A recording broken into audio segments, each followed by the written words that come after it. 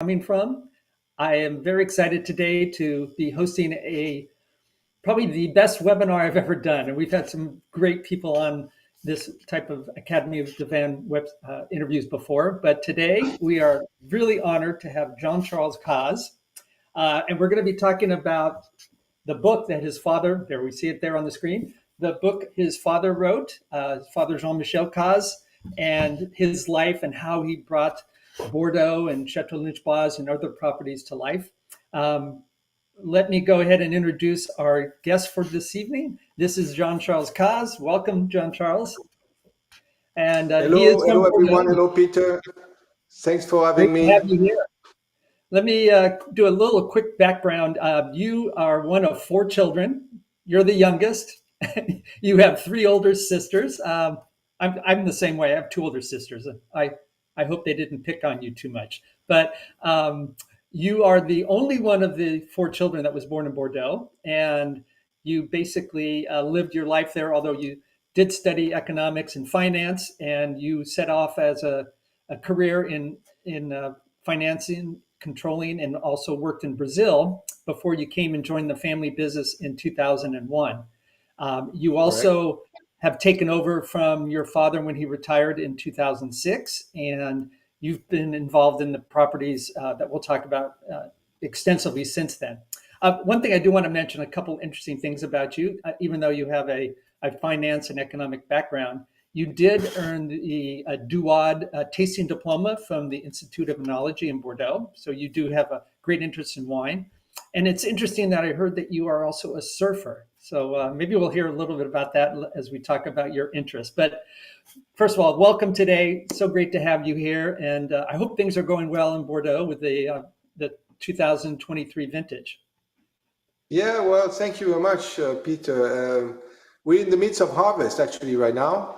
We just finished the Merlot. We took a break yesterday and today, and now we will start again with Cabernet tomorrow. And we've got 10 days of harvest ahead of us, and a very nice weekend and week in terms of weather forecast. So we're very happy about that. That's great. Now, again, we're going to be talking a lot about the book that your father wrote. There was that link that was just on the screen, but if you want to order this book from the Academy of Divan, and I recommend that you do, that link is where you can find it on the website. Basically, if you go to the website, you should be able to find it. But I have to tell you, Jean-Charles, I know your father passed away, sadly, just this past July. And because of that, having read this book and knowing that he recently passed and just understanding what he went through and how the business came to be was so enlightening. And, a lot of us nowadays watch shows like Netflix and we sort of binge watch these shows.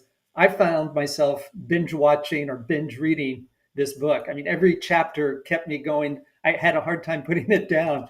And the first part of the book discusses about the beginning, the fascinating history, how your great-grandfather, also named Jean-Charles, how he went from being a baker to an insurance agent to eventually purchasing Lynch-Bages in 1939 and subsequently Chateau l'Ormes de Pez in Saint-Estèphe in 1940. So can you kind of maybe briefly summarize how all of this came to be? Sure. So this is actually him. This is Jean-Charles, my great-grandfather, who gave me his name. I never knew him. He passed before I was born. Jean-Charles had a very strong character. I say very often that my only luck was that the bakery went on fire, so he had to look for another job. And because he used yeast to make his bread, he could understand the fermentation process, and of course he had some vines on the side, as many people from Pauillac had in those days. So he knew about viticulture. And moving from the bakery, he had to find another job. So he first began as a bank clerk. And from being a bank clerk, he understood that he could sell insurance policies, biking around in the Médoc and seeing the chateau owners and making contacts like this. And that's it. In 1933, he he came. He knew he made contact with the owner of Langebage, who was from an old family, but was struggling to manage the vineyard, and this person offered him to take over the property. Being a farmer for him at the property, the rent would be set at 0. The only condition was to keep the vine in production. So that's how really he got involved at Langebage in 1933. And in the 1930s, during the years after the crash, it was a Great Depression. 16 out of 18 classified groves in Pauillac went on for sale. So that tells how distressed the vineyards were back in those days, and how come a broken baker from very humble roots could become a chateau owner. So he started the family history at Langebage. My great-grandfather was born. You can see my grandfather. I'm sorry, the one in the middle, or the one in the bottom, André. Was joined him after the war. He was a prisoner in Germany for 4 years during the war, and came back after. It was difficult. That was Andre, John Charles's son. That was André. The picture you have at the top is my father, my grandfather, and me as a kid. I was probably 8 years old back in those days. And so André. Yeah, so he was in prison during World War II, really. He was in prison. He was an officer in the French army. He got caught and was sent to prison for 4 years. He came back. He was pretty weak, but he bounced back and started working with his father, with Jean Charles, taking over the insurance business. But they would not work together on the wine side, because it was very difficult to work along my great-grandfather. So they decided to have different part of the family business. And André also became mayor of Pauillac at that time, early 50s, and he stayed mayor of Pauillac for just 42 years, which is quite a long period for. He also married your parents, correct? He definitely married my parents. He married the whole family back in those days. My aunts and some of my cousins as well. Yeah, part of the official treaty. Voilà, and those were the days. You have pictures from the 80s here. My father joined in 1973. He was trained as an engineer in petroleum engineering. He graduated from a French engineering school and did a master's degree at the University of Austin, Texas. There's a great part of the book you're talking about how he ended up in Texas, which by the way is right. That's right. It was not common. That was in the 50s, and was not so common for French students to go abroad like this. He got a scholarship from the Rotary, which made connection for him in Texas, and he has kept all his life great memories of his days in the U.S. and that also the reason why he was so attracted by the U.S. market when he joined the family business in the 70s and started to preach over the world the qualities of the wines of Bordeaux. So things in the 70s were not great in Bordeaux, and your father was hugely important in revitalizing not only Langebage, Ormes de Pez, but helping other properties. Tell us about how that came. How did he make that change? Well, again, Bordeaux has gone, and I think this is something that shows in the book, is that Bordeaux has gone through cycles. And the down cycles, whether it was in the 1930s or in the 70s, were very, very hard. And we almost, well, we acquired Lange in the 1930s when it was a crisis, but we almost lost it in the 70s because of the oil crisis when the interest rate went up 25%. And we were not selling any wine. So for many, many years, the bread and butter of the family was not the wine business, but was the insurance business that my great-grandfather had started and that we kept all the way along until my father finally sold the company in 2000. So having joined in the 70s, my father joined at the worst moment. And I think that's an interesting story in his book, is that in 1973, he made the commitment to come back to Bordeaux with my wife, with his wife, my mom, and my three sisters, thinking that there would be an opportunity for him, and also because my grandfather André was thinking of selling the property because he had no time to run all his activities, being the mayor, also the insurance and the property. So he made a call to my dad, and my dad decided to join. But 2 years after, it was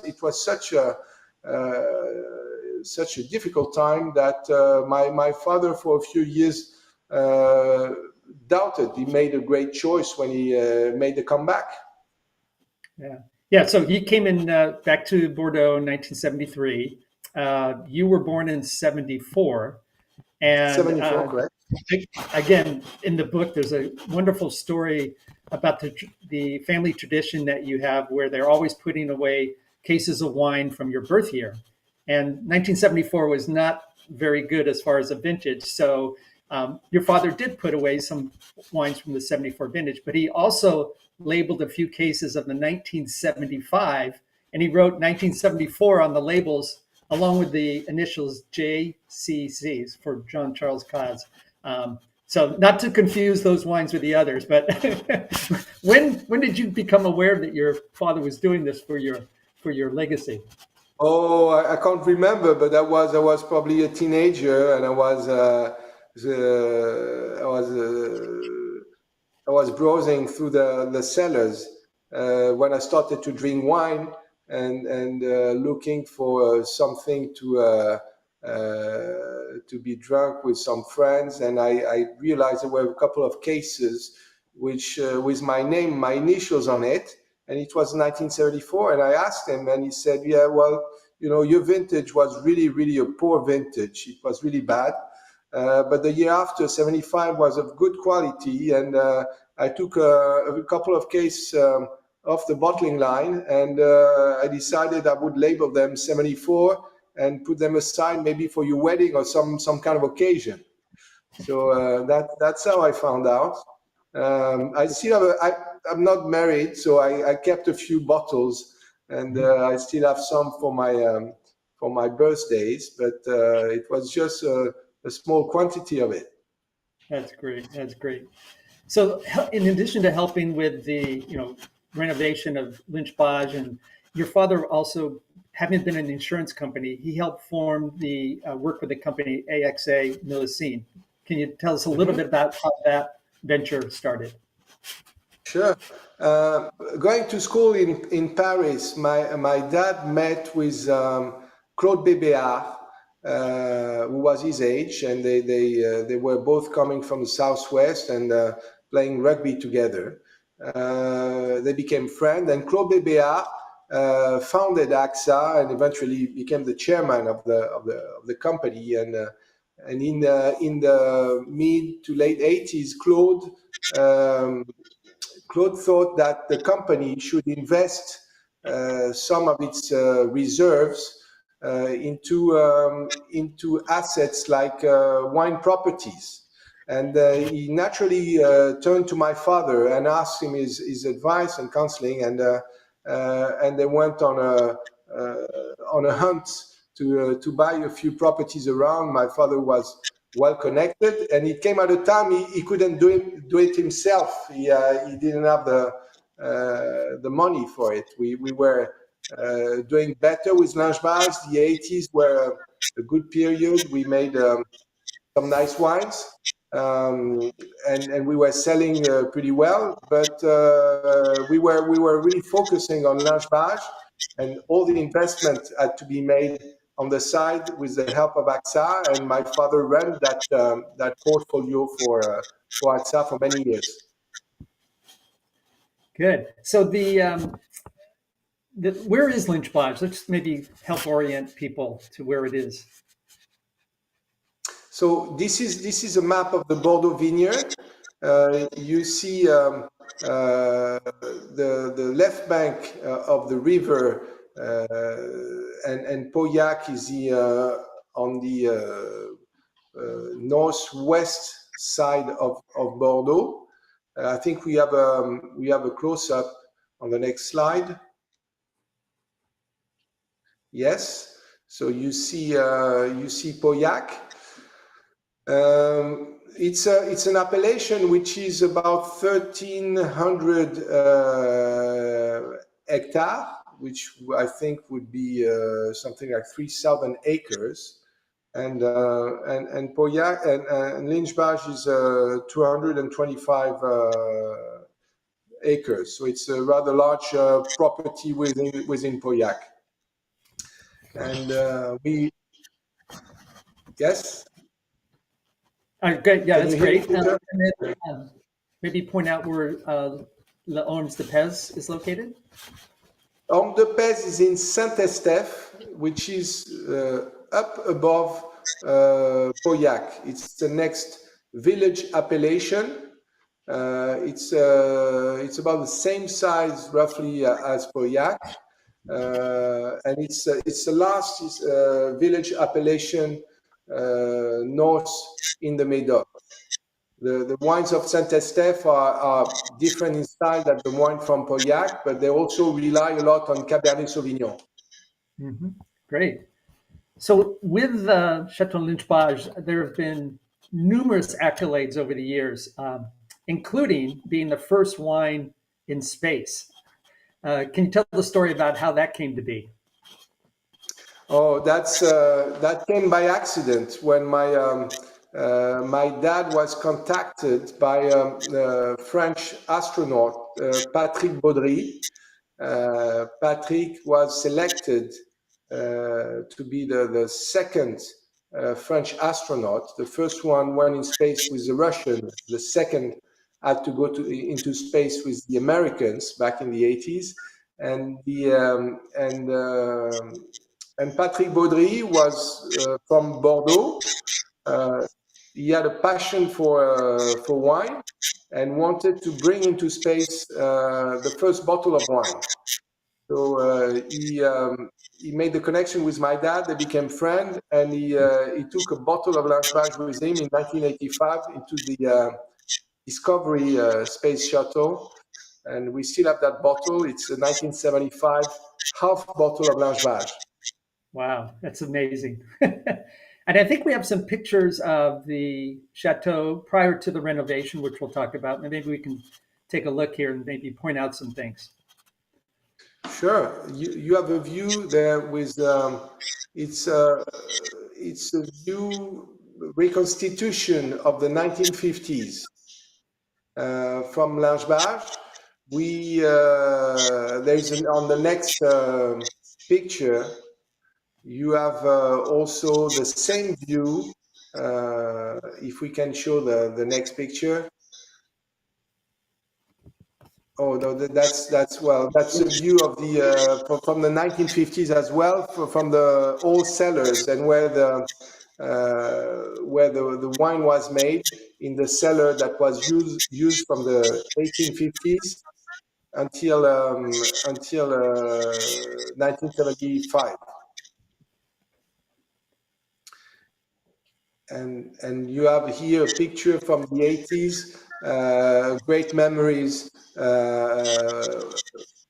great friend from the family, Brazilian musician Sergio Mendes, who once interrupted the harvest by coming. We brought a piano in the middle of the vineyards, and he played for he played for the harvester for the full afternoon, and that was really a special moment. So Great. yeah. And do we have another picture? There we go. Yes, yes. Then this is the same view as the previous one of the buildings, but this one is from the 80s. You can recognize the big door with the flowers in front. This is where the grapes were coming in on the previous picture. And this is Langebage as it was only 6 years ago, before we started the renovation program. So really, there's been 3 phases of Langebage. This old cellar that you see here, which was used for 100 years until my father made some changes in the late 70s and 80s, building a more modern stainless steel winery. Then there is the 30, 40 years of time we used that winery, which was built by my father, until we decided to revamp Langebage and adapt to the changes in viticulture, the new techniques, and we came up with a program to finally start a new project in 2009, when we made contact with our architect, and finally start the renovation in 2016, finished in 2020. So 3 phases. Wow, you had a huge part in that latest renovation, which took nearly 3 years, right? And I think we have some pictures of the construction, and we can maybe take a look there. Yes, yes. You see the old buildings that we kept. We kept intact, of course, the buildings that you see on the label of Langebage, the historical house, the historical cellar. By the way, my parents live in that house, so I had, of course, no choice but to keep the house. But everything around, except the tree that you see on the foreground, was teared down, and we made a big hole to do an underground cellar, and it was a really big project. So it was not actually 3 years, because COVID came along, so we had a bit of difficulties, unplanned, and it took us 4 years to renovate the winery. And this is Yeah, you this got to is tell us about this gentleman. Yes. So this gentleman, I forgot his name, lives next door in the village, and is retired. He doesn't do much in terms of activities, but every day he was coming to see the construction, and as it was a show. So we got him a chair, so he could sit down every day and look at the cranes and all the construction going on. So he became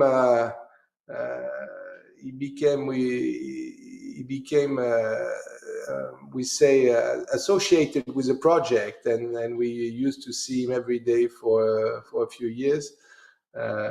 Now we don't see him as often, but it was good memories.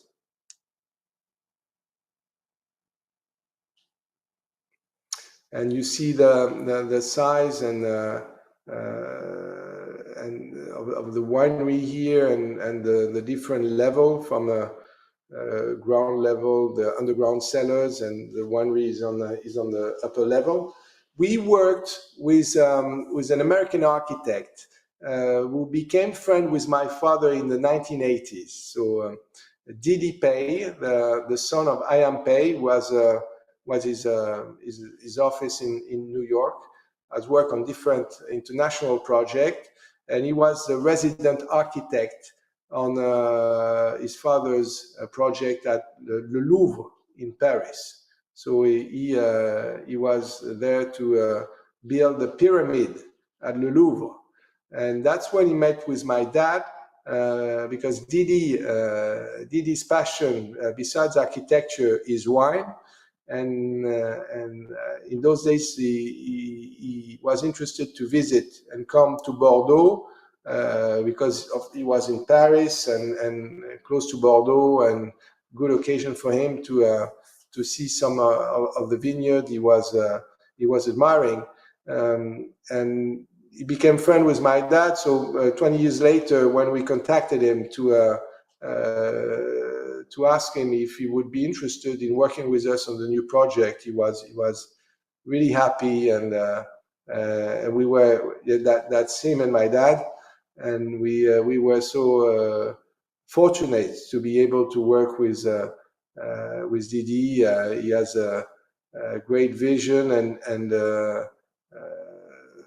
great professionalism. So he had really good ideas about the project, how to make a winery which is really efficient in terms of energy consumption, very ergonomic in terms of flows, natural light, etc. And it was really a very exciting project to work with him. And you see, this is a picture of all the team, his collaborators, and the local contractors as well, and my sister, and my collaborators as well. So great memories. Is that you on the far left? I'm sorry? Is that you in the picture on the far left? That's me on the far left, yes. Yeah, Me, my dad, and in a hard hat, I must say. that's we had to wear the hard hat. Yeah, but you look really good, and you look like you could be making some new wineries yourself. So tell me, what was some of the improvements in winemaking that came about during this as a result of the renovation? It's very interesting because, as I said, we made contact with Didi in 2009 and started working on the project. And we also, at the same time, investigated in many wine regions to see what had been built in terms of new project, trying to get inspiration from ideas from a project. We've been in Spain, I've been in California as well. Different places, and we finally, after looking at so many things, decided to copy and paste in a way what was the original cellar at Langebage, a cellar designed in the 1850s, based on the gravity principles. So what had been the cellar and the way of making wine from 1850 until 1973 is basically now it's we do the same but with more modern equipment. So it's really getting inspiration from the past, but using modern equipments that we've seen all over the world in different wineries, and applying also ideas that Didi had in terms of workflows, in terms of ergonomy, again, as I said, and using very simple material, concrete, stainless steel, and wood. So it's and stone also, but having a very efficient building. That was really the main idea. Function drives the design in every aspect of this building, and that was very important. So we came up with a very contemporary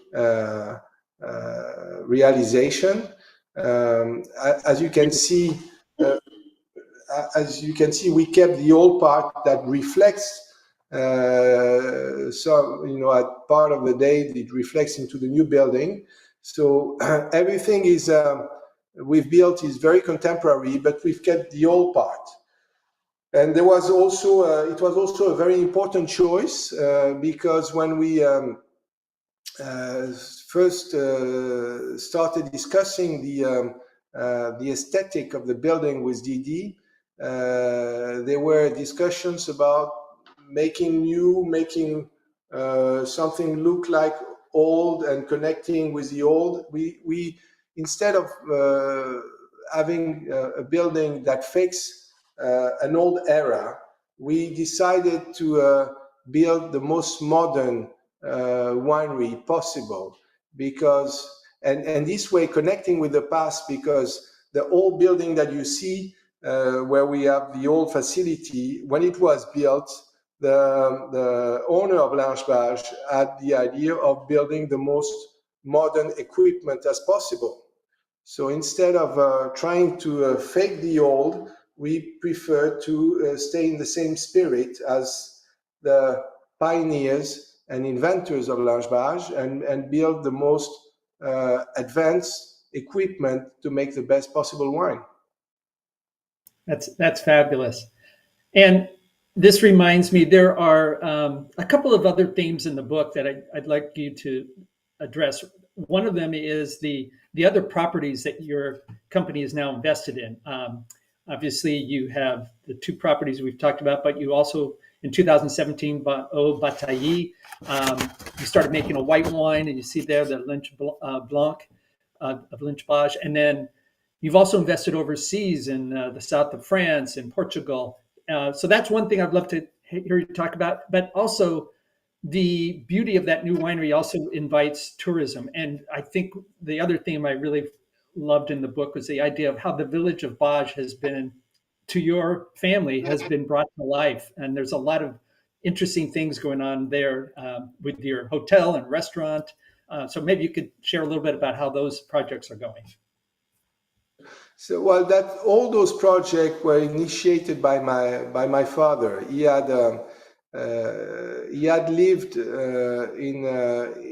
at Lange when he was young. I never thought he would make a living out of the wine business when he grew up as a student. That's why he went to work in Paris before joining the family business. By the way, he worked at IBM in Paris when he got back from UT.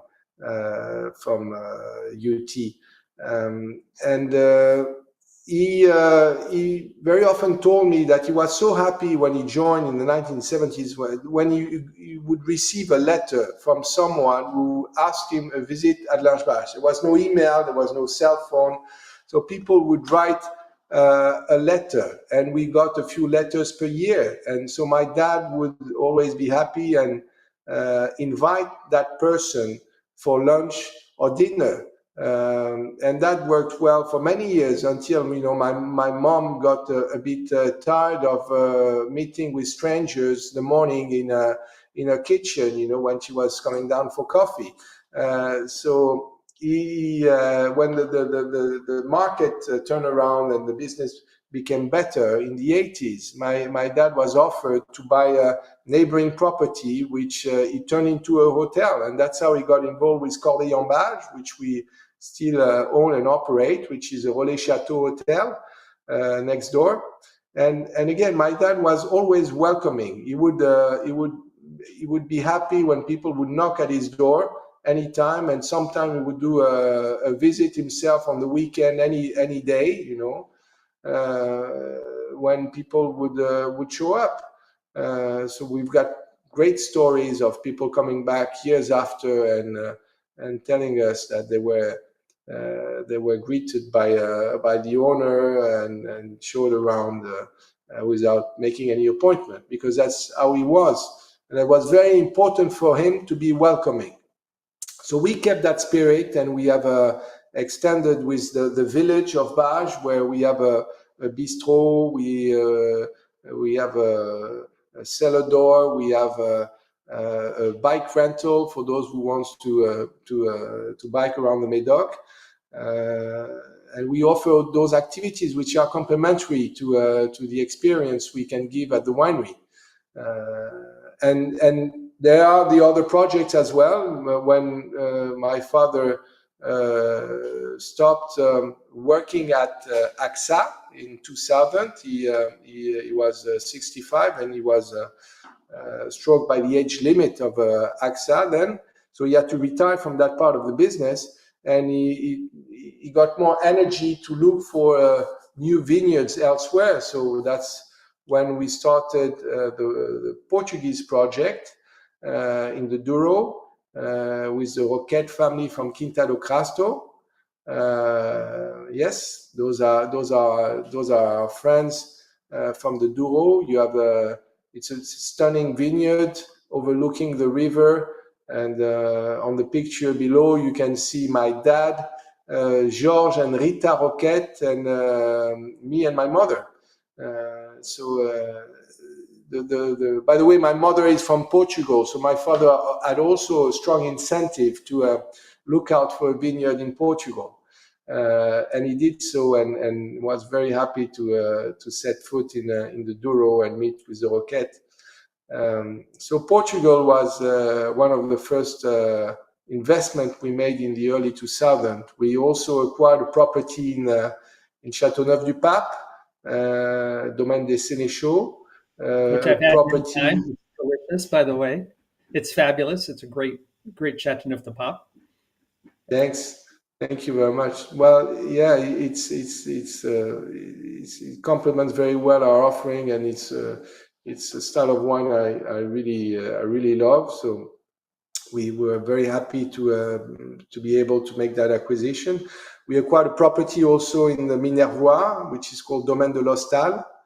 And more recently, a very important acquisition for the family, it's Chateau Au Bataillé. And this acquisition was also important, and probably the most important, because it reinforced our presence in Pauillac, on our motherland. And it's a property which is really next door to Lange-Bage. It's a classified growth. It's a stunning property with at the time it only had 22 hectares. Now it has 40 hectares, and it complements really well our offering in Bordeaux. So yeah, that's also a chapter in the book. Yeah, that is. And the other thing I found really interesting was, in addition to being the first wine in space, Chateau Lynch-Bage was the first wine to become the Wine Spectator's Wine of the Year.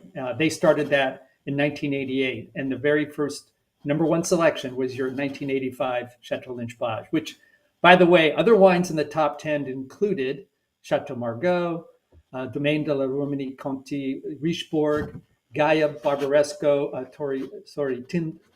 Tilden, and actually Chateau d'Yquem. So you guys were in some pretty good company and came out number one.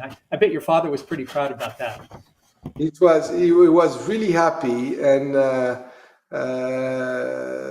this really opened some doors and brought some recognition in the US. Lange-Bage was already well known, but it became even more recognizable. And for my dad, it was a claim of fame for sure.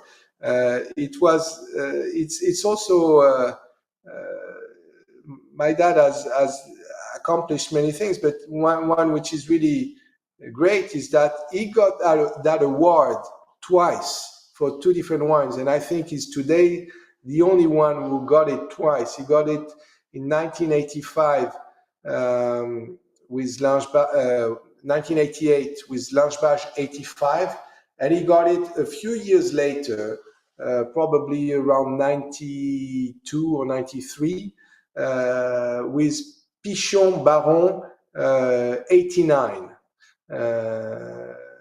So back in the days, he was in charge of Pichon Baron.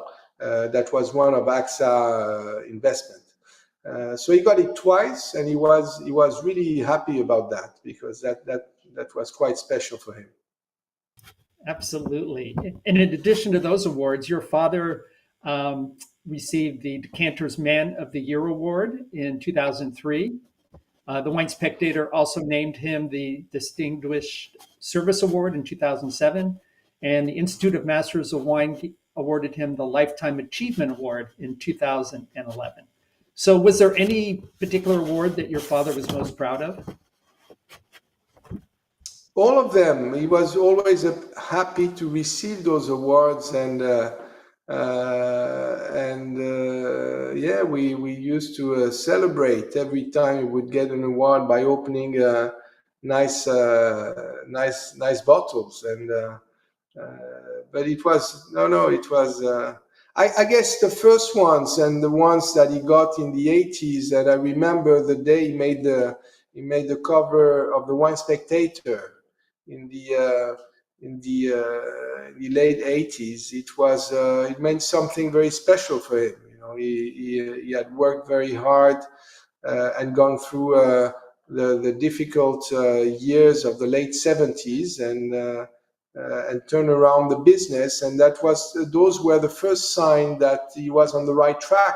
So as a kid, I remember when I was in the car, and we got the news that he was on the front page of the Wine Spectator, and his friends started calling him from the US, and those are vivid memories for me. That's wonderful. What do you think was your father's greatest achievement, in your opinion? His greatest achievement, I think, was to bring up his family in Bordeaux, and to bring us all together in the continuity of what he had achieved, and today we all my three sisters.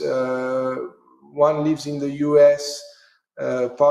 She's part-time. She lives mostly in the US, but she comes here a few months a year.